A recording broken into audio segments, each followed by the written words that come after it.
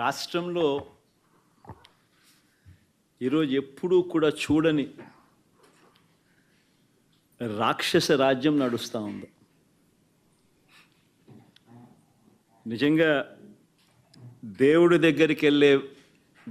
దగ్గరికి వెళ్ళే కార్యక్రమాన్ని కూడా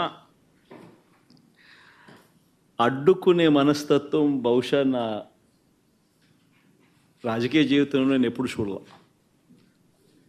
దేవుడి దగ్గరికి దర్శనం చేసుకునేదానికి వెళ్తాము అని అంటే కూడా అడ్డుకునేందుకు ప్రయత్నం చేస్తూ అడుగులు వేస్తూ ఉన్న పరిస్థితులు బహుశా ఎప్పుడూ కూడా జరిగి ఉండదు.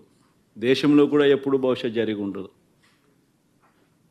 రాక్షస రాజ్యం అనేది ఇదే. ఆశ్చర్యం ఏమిటంటే తెలుసా, ఈ మాదిరిగా వైఎస్ఆర్సీపీకి సంబంధించిన కార్పొరేటర్లకు,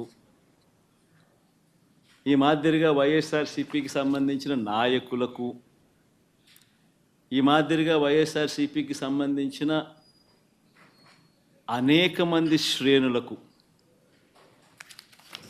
ఈ మాదిరిగా నోటీసులు ఇవ్వడం,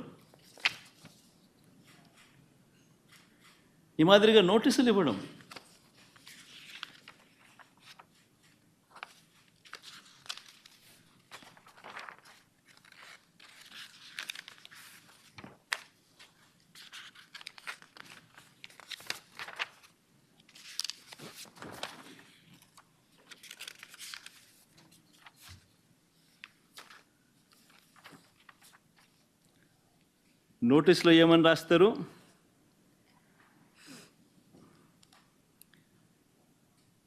మాజీ ముఖ్యమంత్రి సభ్యులు